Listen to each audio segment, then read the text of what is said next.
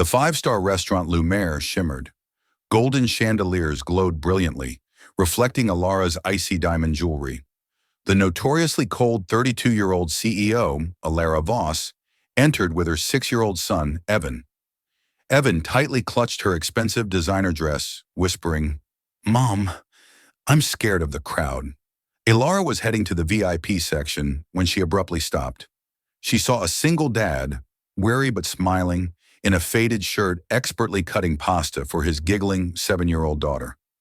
Evan froze, utterly captivated. Alara frowned deeply. "Evan, stop staring at that humble table."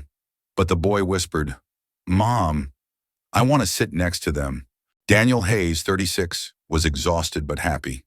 He was a single father juggling two demanding jobs, a delivery driver by day and a building maintenance man by night, all to provide for his 7-year-old daughter, Lily.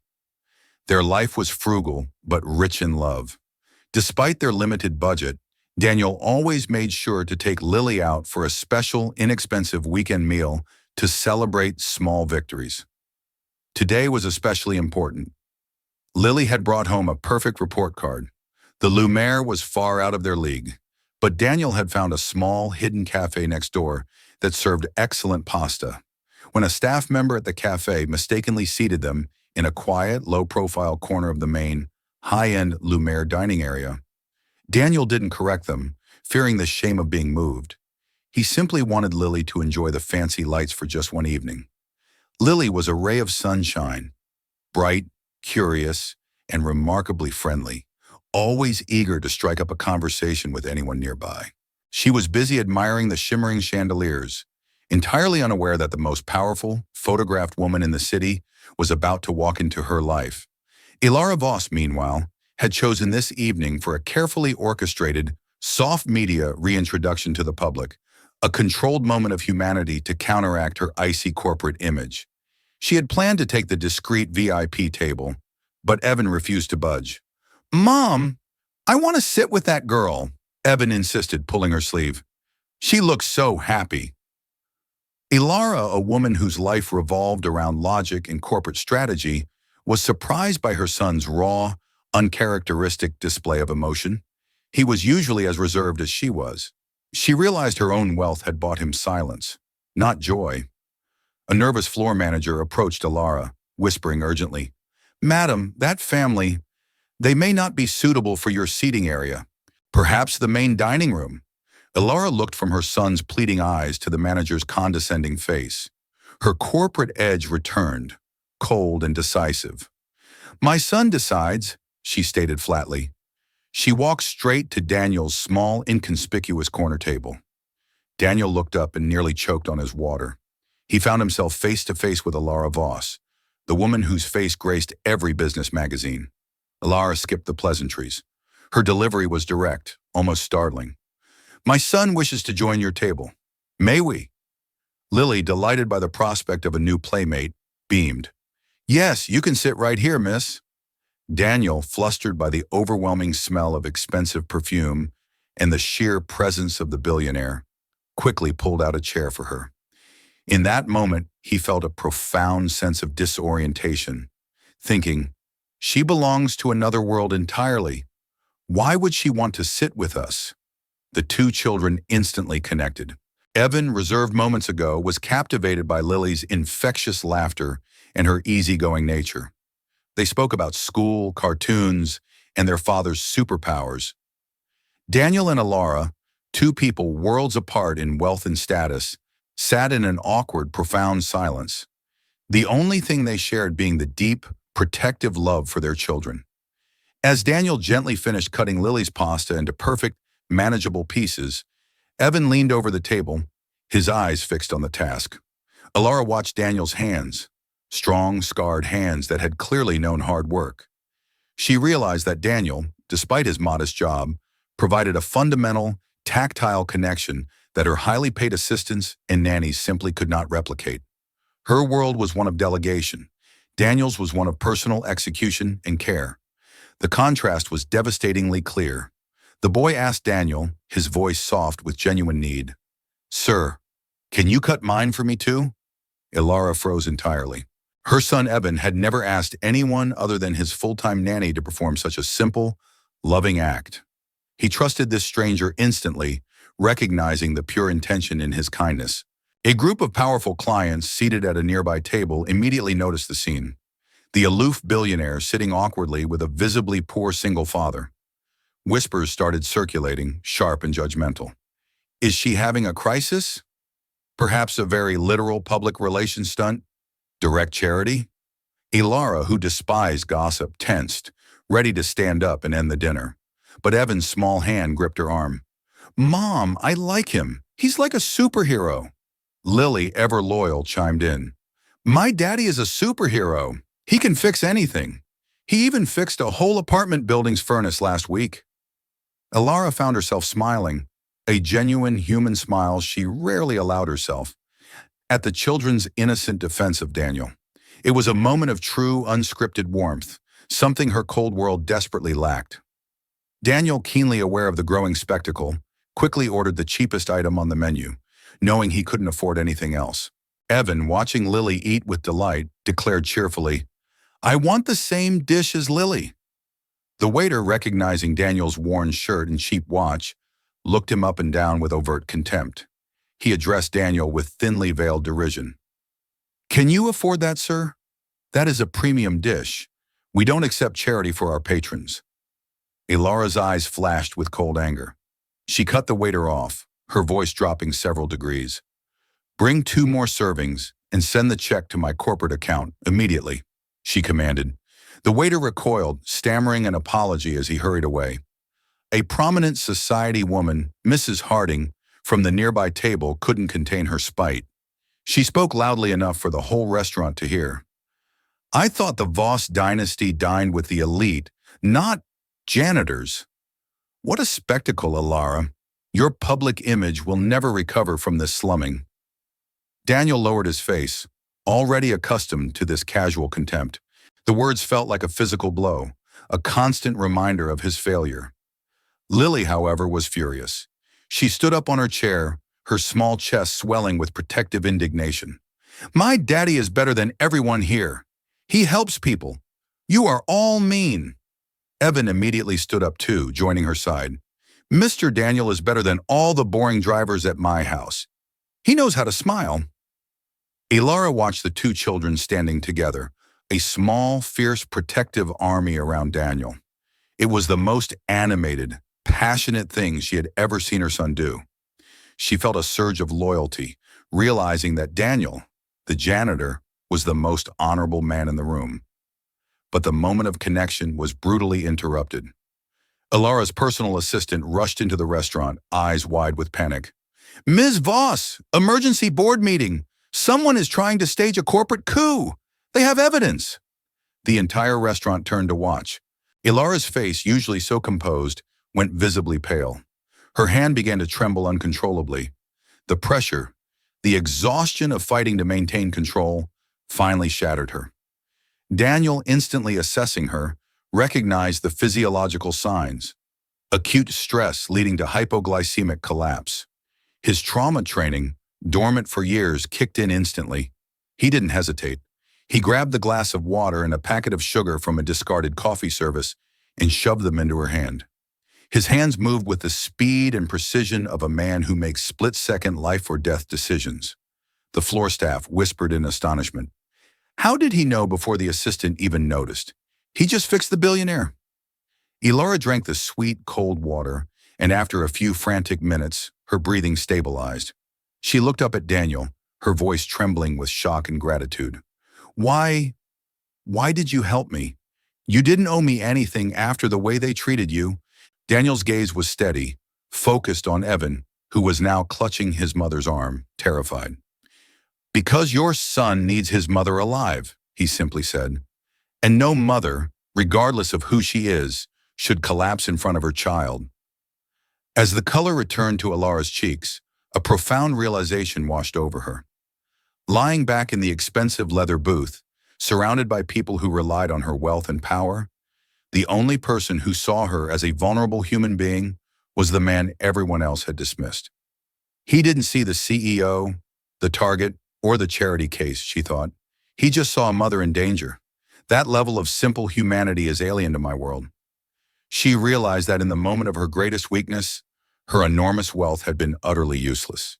Once Ilara was stable, she quietly ushered Daniel and the children into the restaurant's private VIP lounge, a sanctuary of leather and mahogany, to talk without the intrusive eyes of the media and the guests. Evan and Lily were already engaged in a game of tag, their innocent laughter echoing softly through the opulent room. Ilara sat opposite Daniel, finally letting her guard down. She sighed, the sound heavy with the weight of her empire. They are trying to discredit me by spreading rumors that I am not mentally or physically fit to run the company. They need a medical crisis, and I just gave them one on camera. Daniel looked at his teacup. Which is why you experienced the acute stress response. It wasn't the food, it was the fear of losing control. You are running on empty, Miss Voss. Ilara looked up, surprised. You read that accurately. What is your background, Daniel? You speak like a therapist or a strategist. The way you acted was instinctual, professional.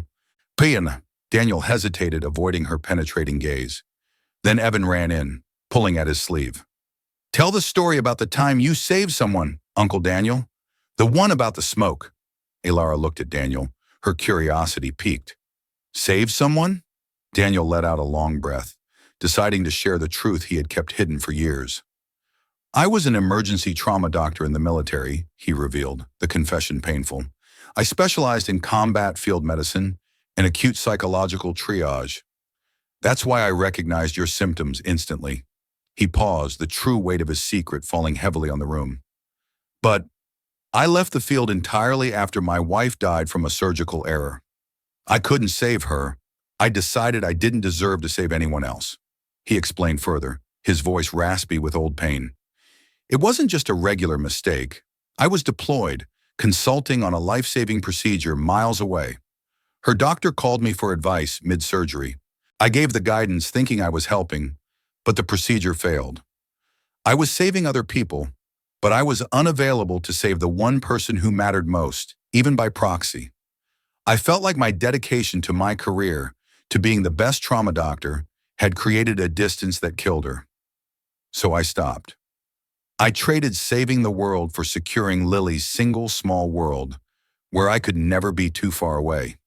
Ilara's eyes softened, recognizing the profound grief and guilt hidden behind his simple life. It was the first time she saw the man, not the maintenance worker, a man who had traded global contribution for quiet penance. Then the first twist arrived. Evan, who had been laughing moments before, suddenly stopped running. His face went alarmingly white, and he gripped his chest. Ilara panicked. Evan! Evan, what's wrong? Daniel, the trauma doctor, immediately resurfacing, grabbed the boy's wrist and checked his pulse. His heart rate is spiking. He is having an acute panic attack, triggered by seeing his primary caregiver collapse. Evan hyperventilated, tears streaming down his face. Mom, I'm scared you'll get hurt. I'm scared you'll disappear. All the nannies say you work too much, and one day you won't come back. Ilara tried to hold him, but Evan recoiled slightly, clinging to her dress, his small body rigid with fear. Ilara realized she didn't know how to console him. I manage billions, but I can't calm my own son, she thought, her sense of failure absolute. Daniel, seeing Ilara's helplessness, took decisive action. He scooped the terrified boy into his arms, holding him close to his chest. It's okay. I'm right here. You are safe. Breathe with me. He demonstrated the rhythmic pattern of breathing he used for soldiers in shock, grounding Evan in the present moment. He spoke in a low, even tone, distracting Evan with simple, sensory questions. Evan, can you feel my shirt? What color is it? Can you count the lights above us? Evan followed Daniel's steady rhythm. Minutes later, the boy's breathing normalized. He relaxed fully against Daniel's chest, a complete physical surrender. He whispered, You smell like clean air, Uncle Daniel. Ilara watched the scene. Daniel, the single dad, holding her fragile son, and her eyes welled up with silent tears. She had never seen such instant, profound trust placed in anyone outside of herself. She realized her wealth had robbed her son of the simple security that Daniel provided naturally. This single, brief exchange of physical comfort was more powerful than years of purchased childcare. The second twist immediately followed. Alara's assistant burst back into the room, phone pressed to her ear, yelling in panic, "Ms. Voss, the video of you collapsing in the restaurant is going viral. The board is meeting to invoke the fitness clause. They will use it to strip you of your position." Alara sank into the chair, devastated. They will use this public weakness against me.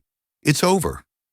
Daniel stood up, his voice decisive and firm, the voice of a man who makes critical decisions under fire. "You are not a cold CEO, Ms. Voss. You are a mother, and they are using your motherhood against you." Alara broke down, the tears finally flowing freely. "No one," she choked out, "no one has ever said that to me before. Everyone just sees the corporation." Daniel placed his hand on her shoulder. "Let me help you. You don't fight a coup with power, you fight it with truth." He quickly and methodically analyzed the situation. The timing of the board meeting, the assistant's sudden appearance, the immediate leak of the video. He saw the operation not as a business problem, but as a hostile, tactical maneuver. The person running this coup needed more than just a boardroom vote, Daniel stated, pointing to the facts. They needed public outrage to pressure the external shareholders. The swiftness of the viral video leak, combined with your assistant's exact panic timing, proves this was coordinated. The head of operations, Mr. Sterling, has always wanted your chair. He hired the assistant specifically to gather compromising evidence. That leak was intentional, designed to look accidental. He accurately identified the hidden player behind the corporate conspiracy, the reason for the attack, and the exact strategy needed to spin the media narrative. We don't deny the collapse, we reframe it. We call it what it is, a mother's exhaustion from fighting a hostile corporate takeover designed to damage her family's legacy. We turn his weapon, the video, into your testament to sacrifice. Alara was astonished. "You're thinking 10 steps ahead of my legal team. You could be my chief strategist and medical advisor rolled into one. You see the human factor in the cold math of power?" Daniel shook his head. "I only know one thing. Your son needs you to be strong. We turn this weakness into your greatest strength, your humanity." He turned to Lily and Evan. "Kids, Mommy and Daddy have a big mission. We need to save the company so Mommy can keep buying you all the pasta you want." The children cheered instantly, their fear replaced by a sense of purpose. Evan ran to Daniel, hugging his waist tightly. "Please don't leave us, Uncle Daniel. I need you to stay with Mommy." Alara, utterly humbled and grateful, invited Daniel and Lily back to her opulent mansion for dinner as a formal thank you. Evan was waiting by the door, greeting Lily like a long-lost sister. They immediately ran off to explore the grand house, their combined laughter filling the previously echoing halls. They found Evan's colossal playroom, which was full of unopened, expensive toys. Lily immediately began showing Evan how to build a secret base using old blankets and cushions, an exercise in simple imagination that Evan had never experienced. The mansion, which Alara had always felt was a cold monument to her success, suddenly felt like a home.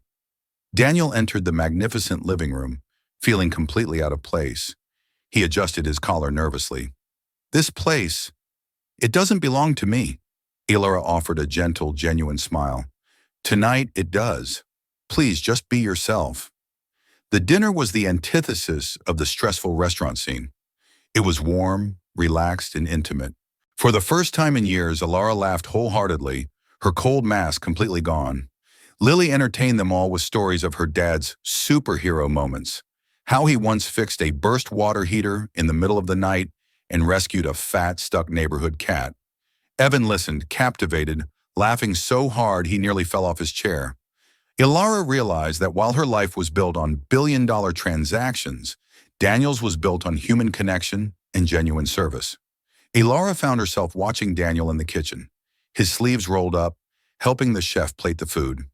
A strange, unfamiliar warmth spread through her chest. She saw the competent, caring doctor blending seamlessly with the humble maintenance worker, a complete man. Later, Alara and Daniel had a quiet conversation in the library, sipping tea. How do you manage to be so present? Alara asked, her voice tinged with envy. I have entire teams for my son, yet I miss everything. I delegate comfort, joy, and basic care. I delegate Evan. Daniel smiled sadly. I don't delegate because I can't afford to. But more importantly, I don't delegate because I realize the hard way that presence is the most precious thing we own. Every time I cut Lily's pasta or fix a broken toy, I'm securing a memory with her. My time is my only wealth now, Alara. You have infinite financial capital, but I have infinite time capital for my daughter. Evan tugged on his mother's hand, his eyes wide with admiration as he watched Daniel interact with Lily. Mom, Uncle Daniel is just like a father to me. He makes things okay. Alara froze. Her son's simple, unguarded statement struck the deepest, most sensitive chord in her heart. Evan was voicing the need for the stability and masculine warmth that her work had never allowed her to provide. Alara led Daniel out to the massive, empty terrace, gazing over the city lights. For years, I believed I could buy everything my son needed, she confessed, her voice soft and vulnerable. But tonight, I realized I bought him loneliness. You gave him 10 minutes of belonging that my entire fortune couldn't purchase. Daniel nodded slowly. Money creates distance, Alara, but love closes it. You just have to choose which one you value more. Alara walked to the edge of the terrace, looking out at the city. I spent my life fighting to be seen as a warrior. I built a wall of ice to protect myself from the world and my own grief. But that wall didn't keep the danger out, it kept the love out. Tonight, you didn't just save my company, you saved my heart from freezing over. Luke jua hai chakon rakua. Alara stopped Daniel at the mansion's massive oak door. She looked him directly in the eye, not as a CEO, but as a woman making a plea. Will you come to the company tomorrow? I need someone I can absolutely trust by my side. I need your clarity, Daniel. I need the man who sees the person behind the title. Daniel looked down at her, seeing a woman broken by her own success, but now radiating a glimmer of hope. He nodded. For your son, I will be there. I promise to protect the woman he needs. The next morning, Daniel walked into the emergency shareholders meeting with Alara. Lily and Evan walked in front of them, their hands linked, a picture of innocent, united strength. This time, they were not hiding. They were Alara's foundation. The tension in the room was suffocating. The conspirator, Mr. Sterling, the head of operations, smirked, ready to present the viral video as proof of Alara's incompetence. Sterling, a man who believed power was exclusively earned through ruthless ambition, was confident of victory. Daniel stepped forward, calmly commandeering the presentation screen. He quickly and methodically broke down the viral video, using his observational and analytical skills, not just as a doctor, but as a former trauma strategist. He proved the video was deliberately filmed by a low-level assistant hired by the head of operations, and the leak was timed precisely to cause maximum damage. He presented medical evidence, showing Alara's collapse was stress-induced hypoglycemia, a temporary state, not an underlying condition. Then Daniel shifted his focus. He didn't just present the facts, he presented a philosophy. This is not a medical report, it is a character analysis, Daniel stated, his voice ringing with authority, looking directly at the shareholders. Mr. Sterling used Ms. Voss's moment of human weakness, her exhaustion, to attempt a hostile takeover. This company is built on strength, and Ms. Voss's greatest strength is not her cold logic, but the sheer effort she exerts for her family and her company. The head of operations sputtered in denial, turning bright red. This is outrageous slander. Who is this maintenance man? Daniel produced documented evidence, a digital trail of communications, that exposed the entire calculated attempt to strip Alara of her leadership, including Sterling's direct instructions to the assistant to film and leak. The shareholders were shocked. They immediately turned on the conspirator, condemning him for his betrayal and profusely apologizing to Alara. Sterling was escorted out of the meeting, his reputation and career instantly ruined. A major shareholder, Mrs. Harding, the woman from the restaurant, stood up, addressing the room, her voice now respectful. Who is this man? His competence is stunning. Who found this evidence? Alara looked directly at Daniel, Her eyes filled with gratitude and newfound affection. He is Daniel Hayes, and he is the only person who never turned his back on me. He is the man who saved my life and reminded me how to be a mother. And from today, he is my chief strategy and wellness officer. His job is to remind this entire corporation of the human factor we forgot. 3. The board, witnessing Daniel's quiet power, unimpeachable loyalty, and sheer analytical brilliance, immediately offered him a permanent position as the chief health and security advisor for the entire corporation. They understood they were getting a strategist and a doctor disguised as a maintenance worker. Daniel, finally finding his purpose again, looked at the contract. He firmly refused the standard terms. I will only accept if Lily and Evan are part of this arrangement. My work schedule must allow me to remain a fully present father. They are my priority, not a negotiation point. My presence here is a commitment to a better work-life balance for every parent in this company. Evan ran up and hugged Daniel's leg. Please stay forever, Uncle Daniel. We need you here. Ilara looked at Daniel, her defenses finally, permanently gone. I want you to stay too, Daniel. As my partner, in every sense of the word, we can build a life together that prioritizes our children's laughter over our corporate titles. Lily clasped Evan's hand, giggling happily. So, are we like brother and sister now? We can share a room in the big house. Daniel laughed, a genuine joyful sound, tears welling in his eyes. I think we just might be. It seems fate had a different plan for all four of us. He accepted the role, not to chase prestige, but to honor his commitment to presence and purpose. The final scene. Ilara took Daniel's hand, a silent promise exchanged between two people who found love and purpose where they least expected it. They were no longer the cold CEO and the struggling single dad. They were two parents, united. The two children ran ahead, their laughter carrying on the wind. The setting sun cast four long, intertwined shadows across the pavement. A new, unconventional family, created not by blood or wealth, but by a shared moment of vulnerability, earned respect, and unconditional love. If you believe stories like this deserve to be told, leave a comment and subscribe.